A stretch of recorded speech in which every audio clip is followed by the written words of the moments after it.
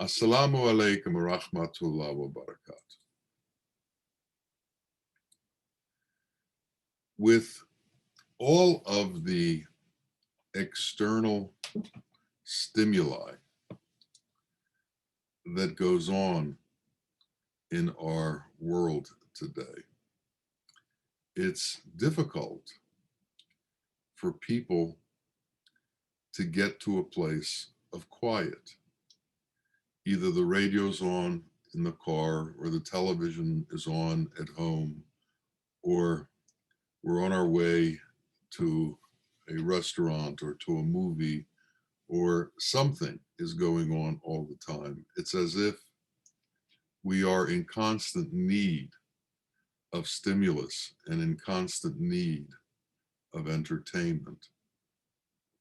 Some people walk around recording their own lives constantly during the day and then broadcasting them on some sort of social media, as if that which isn't recorded and transported to others doesn't exist. All of this makes it difficult to find a place of peace, to find a place where we have left the influence of the illusory world, where we have left the influence of all of the various forms of illusion that attack us.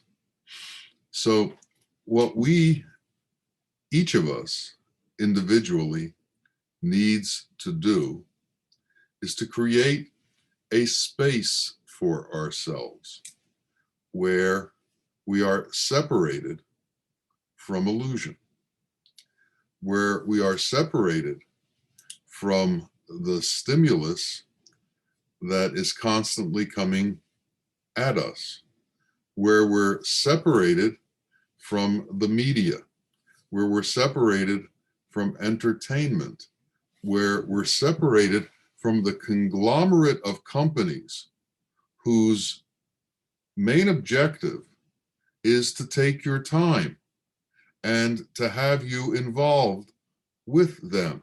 There are whole industries whose entire purpose is to usurp your time, to grab you and hold you in place with whatever it is they're trying to show you. Of course, there's money involved in all of this, and that's the driving force for this conglomerate. If people weren't watching, if advertising wasn't being sold, it would decrease. But people are watching, and there's more and more and more demand. And as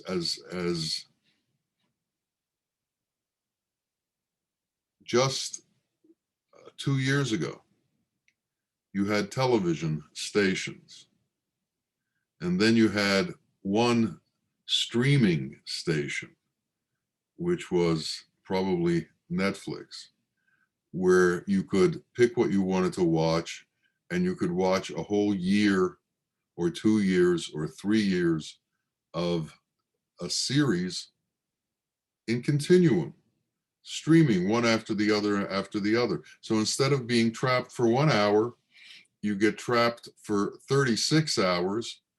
And instead of having one show that you watch, after the 36 hours, you have to find another one that you can watch, so you can be trapped again for another 12 hours or 24 hours or 48 hours, and so on. And since Netflix was working and streaming was making money, there are now 10, 12, 15, 18 different streaming networks. So now you just don't have 120 or 150 or 200 cable networks, you have 20 streaming networks. So there's no end to it if you are so inclined. And you can fill your head with entertainment on a constant basis. how do you escape? Where do we run to? And a simple solution for escape is silence. Can you enter into a place where there's no noise? Can we do this for ourselves? Can we create a space that's free of the noise of the world, of the noise of illusion, of the noise that is constantly being broadcast at us through every medium possible? Now, in Islam, there is the 5 times prayer, which is a spaced repetition throughout the day. And Ali, the cousin of the Prophet, peace and blessings be upon him, said, when you go to pray, make believe you see God. Even though you don't see God, make believe you see God. So once you enter into a mindset where you have an intention to see God, where you've set up parameters within yourself to turn away from illusion and turn towards reality, you begin to make a break from all of the sensory input that is coming at you. And you find repose internally through your internal understanding of things and through an internal mechanism that sees things on the inside as opposed to the outside. Now, as Sufis, we also practice zikr, which is the repetition of various names of God. People have asked me, what do I do to prepare myself for a zikr? What do I do to prepare myself so that I'm in the right state to begin to pray? And a simple answer to this is learn to sit still for a while. Learn to just get in a chair or sit on the floor in a lotus position, look at a wall, and sit still. Let yourself go from the attachment to the world. Let yourself go in every way that you can imagine. Let all thoughts that come to you just be without influence on you. Let all thoughts that run through your being be without influence on you. Stop the worrying. Stop the incessant chatter that tries to resolve the various situations that the mind brings into your sphere. So just sit still and make it a practice, in addition to your prayers, in addition to your zikrs, to sit still and release yourself from all worldly connections. Allow the flow of the universe to flow through you. Allow the flow of reality to flow through you without any determination on your part as to it being bad or good or indifferent. Get to the place where things just are, and you are there with them, and you are not trying to influence what is going on. You see, as soon as you try to influence what's going on, attachment happens.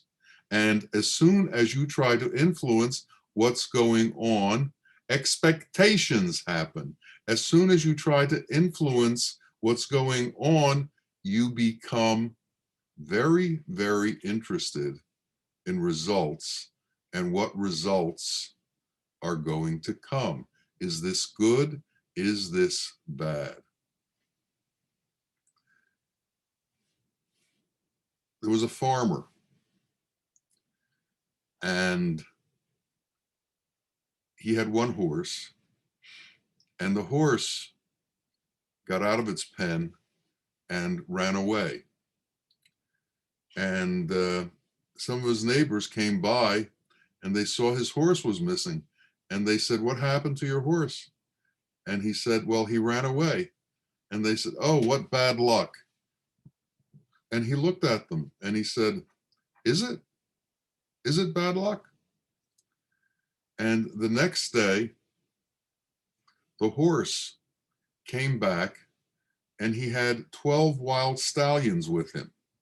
And they opened up the gates to the pen, and all the horses ran in there, and they quickly closed the gates. And now, instead of having one horse, he had 13 horses. And the neighbors came by and they said to him, "Oh, what good luck." And he looked at them and he said, Is it? Is it good luck?" The next day, his son decides he wants to tame one of the wild horses. So he gets on it and he starts to ride, and the horse throws him and he breaks his leg. And the neighbors, again, who have come by to see him, see the state of his son. They say to the farmer, "Oh, what bad luck." And he says, "Oh, really, is it?" He puts his son into a bedroom and binds his leg, and they do what they have to do to a broken leg. And the next day, the militia comes by, and they're taking all the young men in the area to go fight in a war. And they know that this man has a son, so they ask to see the son. They see him, they see he has a broken leg, and so they leave him there, and they don't take him.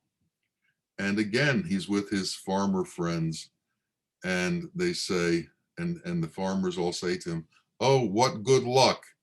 And he just smiled. And that's where we are. We are in a place where we judge every occurrence, where this is good and this is bad, but we don't see the next occurrence. We don't see the flow of things. We don't know the future. We don't know what's going to really happen. Yet we make determinations as to things. Let's go to a place, at least for a period of time daily, that's a judgment-free zone, where not only do we not judge everything outside of ourselves, we stop judging ourselves. We sit still in silence and allow ourselves to be entwined in silence. We allow ourselves to be covered by silence. We allow ourselves to disappear in silence. We allow ourselves to detach from all of the things that hold us in place and give us our identity in this world. If you're a doctor, detach from being a doctor. If you're an accountant, detach from being an accountant. If you're an engineer, detach from being an engineer. If you're a lawyer, detach from being a lawyer. If you're a nurse, detach from being a nurse. If you're a ditch digger, detach from being a ditch digger. Whatever it is that we do in the world, detach from it. Don't associate with it. Become free of it. If you're a chef, detach from being a chef. If whatever it is that we do, we need to detach from it. Find your true self. Find that part of you that has not been associated with, attached to, identified with some part of this world. Find that place that exists within you before you've taken on all of these things that form who you are. Find that place where you no longer automatically react to things because everything that's been programmed into you. Find that place where you are free of the influence of the world. Find that place where you're free. And that place exists in all of us, but we have to allow that place to come up from inside of us. And that reality exists within each of us. We are all on the road, God willing, to becoming true man. Now, we're not going to find true man somewhere outside of ourselves. He already, or she already, exists within us. The point is, we need to allow it to come forward. Now, do you think that by saying over and over, come forward, come forward, come forward, it's going to come forward? Or by trying very hard to force yourself into becoming true, it's going to happen? What's going to happen is we're going to become true by allowing the truth to arise from within us. And how will the truth arise from within us? There is a way to practice becoming the truth. And we have to know what that is. First, we have to give up the influence of the world, and we have to give up all of the predetermined reactions that we automatically do because of the way we've been trained. When we react automatically, we miss what's going on around us. We don't give appropriate attention to what's going on around us. When the library in Alexandria burned down, there was one book left, and a poor man got the book.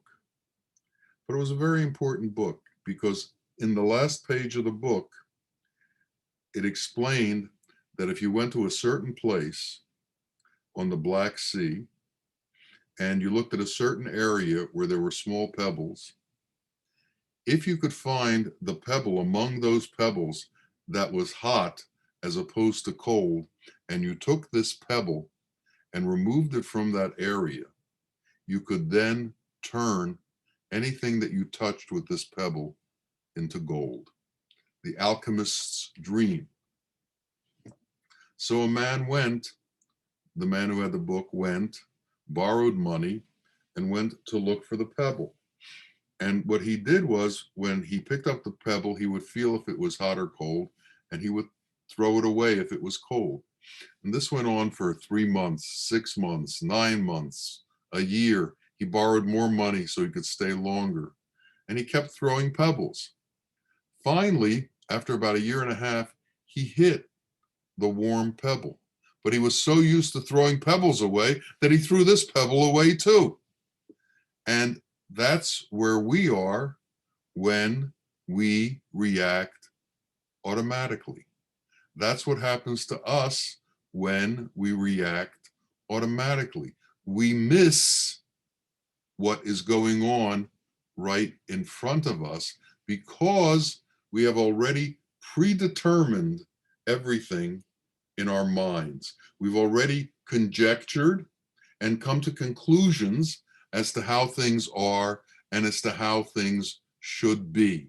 And that's why it's so important to spend time releasing ourselves from all of this. Now, for many people, this image of themselves that they have built up over years, and this idea of themselves that they've built up over years, and this pride in themselves that they've built up over years is so important that they don't even want to consider giving it up, because they have come to the point in existence where they believe this illusory world is real, where they believe this temporary manifestation is life, that this is what it's about. And the power that they wield and the authority that they have and the wealth that they control are so important, and they get so much pleasure from it that there's nothing else that they want. These people are going to be stuck in this situation until some kind of a realization happens where they realize that this is an imaginary existence that's like a bubble that will burst. Until that point comes, they will continue to be in the state that they're in. And that's why you see very wealthy men continue to chase money. It's why you see very powerful men continue to chase power. That's why you see people chase all kinds of various things within this world that they believe will somehow make them greater, or give them more authority, or give them a higher place within existence. That's why people collect PhDs. That's why people collect various degrees. It's like being in the army or any branch of the service, and you have all these little ribbons on your coat. They're like a collection of things to prove who you are. And for many people, our relationship with the world is what proves who we are, not only to everybody else, but to ourselves. Can you imagine if we have to prove to ourselves our own importance? That we have to go through life collecting titles to prove to ourselves that we are competent or super competent? That we have to prove to ourselves through our wealth how important we are? Learn to enter into silence. Bawa called silence maunam, which is the Tamil word for silence. And he said, we all have to be able to live within silence. Many of us and many of the people in this world can't live within silence. They need a TV on in their bedroom so they can go to sleep. They need a TV on at breakfast so they can stay awake. They need some kind of constant external interaction with themselves in order to realize that they exist. Find yourself in yourself. Find yourself within the internal structure of our own being. We are the truth. We were created as the truth. We are real. What surrounds us is not real. Now, if we have lost faith in our own reality, if we don't believe that we are real, we're not going to believe anybody else is real either. And that's why you have all these people running around judging. Most people can't believe that anything exists beyond the level that they are on.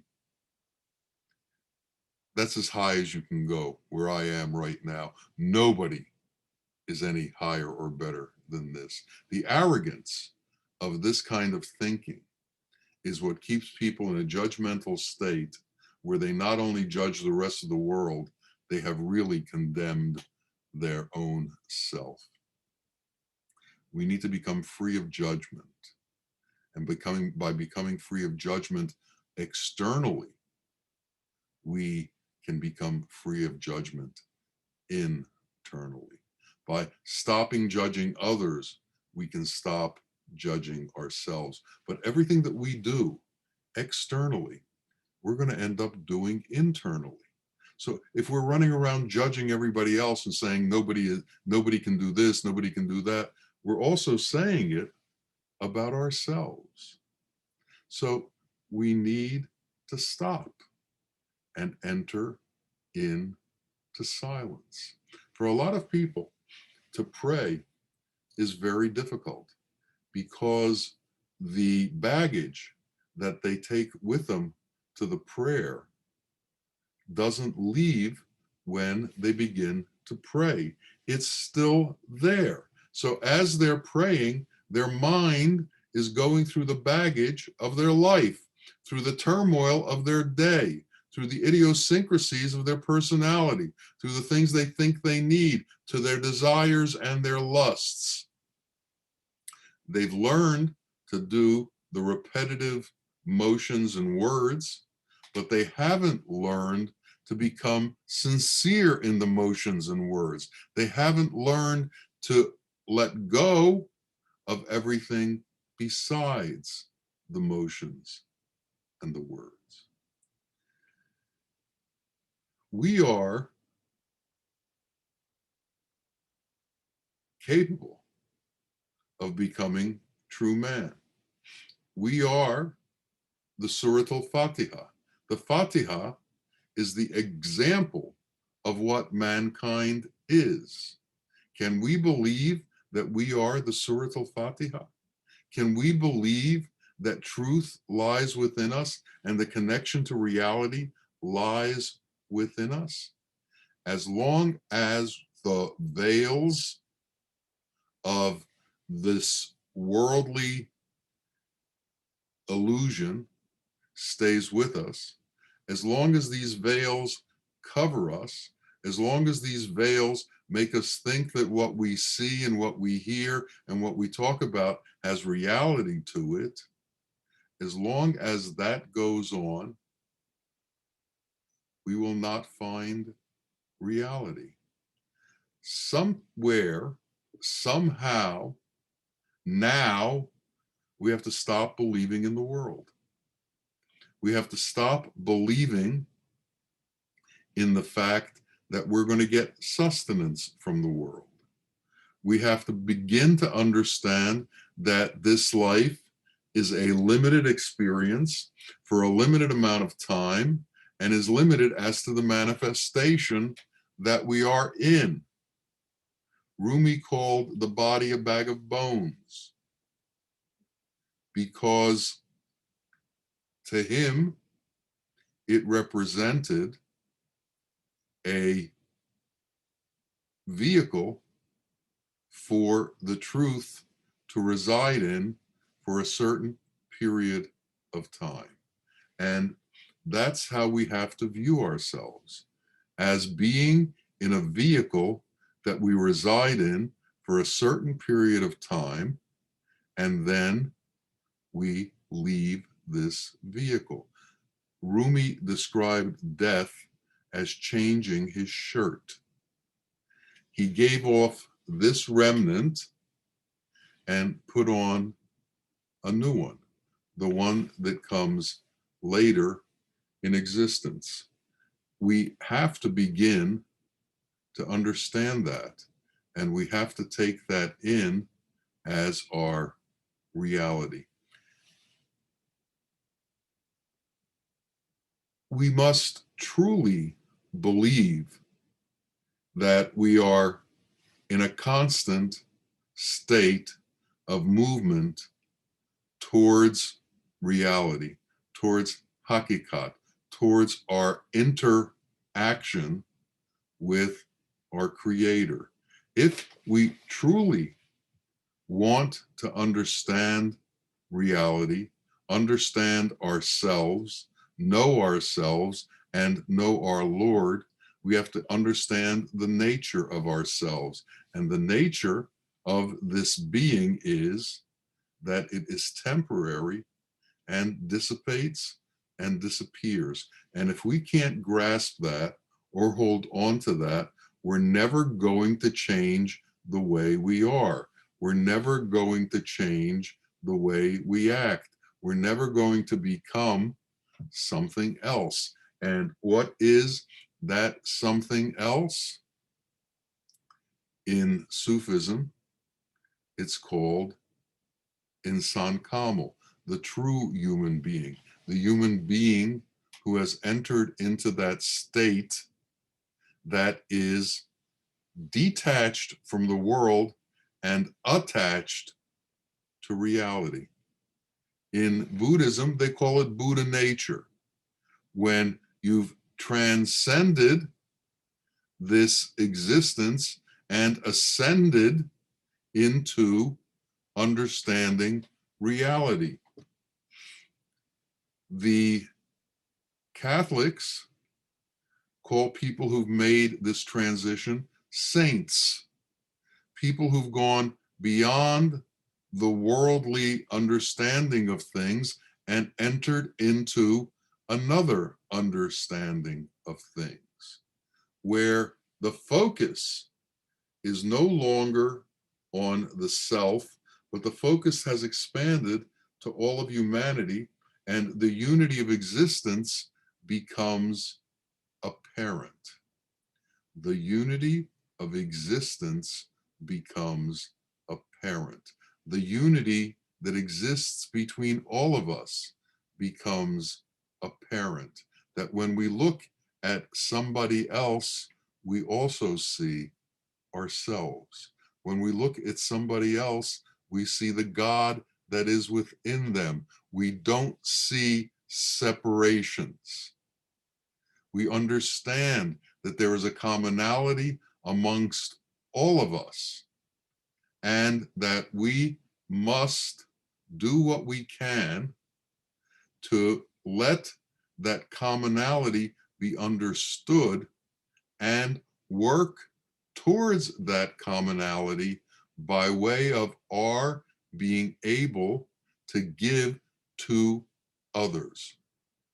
As you give, so shall you receive. As you are compassionate, so you shall gain compassion. As you are merciful, so shall you gain mercy. As you transcend yourself and enter into the unity with all beings, so shall the overall unity enter into you. And then you can truly enter into the state of La ilaha illallah. I do not exist, only Allah exists. And that unity is self-evident to each and every one of us. We have to somehow make that leap. We have to be able to make the transition from individual to unified being, individual egocentric self to unified being, individual egocentric self to the unity of all mankind. All of the difficulties in the world exist because of the belief in differences. All of the wars in this world exist because of the belief in differences. If we all saw everyone else as ourself, all of the hatred and the arrogance and the jealousy that's in this world would disappear. But as long as men continue to hold themselves separate, all of these things will stay in existence, and all of these things will continue to separate man and cause man difficulty. So even if the world doesn't change, we should change. Even if all of humanity refuses to understand the truth, we should understand the truth. One truthful person can change nations. One truthful person can bring about an enormous difference in humanity. The Quran says, if you save one person, you have saved all of humanity. This has to do with the understanding of the unity of creation. And then if we can become one who is unified, so many will come with us. So learn to sit still. Learn to be in silence. Learn to not need external stimuli. Learn to be able to pray. Learn to be able to do zikr. Learn to be able to be attuned to Allah's vibration. And to get to that vibration, you have to let go of all the noise from the worldly vibrations. May it come to be that we are all still inside, and that we are all in such a place that the resonance of our Lord resonates within us, and we resonate with that. Ameen, ameen, ya Rabbil Alameen. Assalamu alaikum wa rahmatullahi wa barakatuh.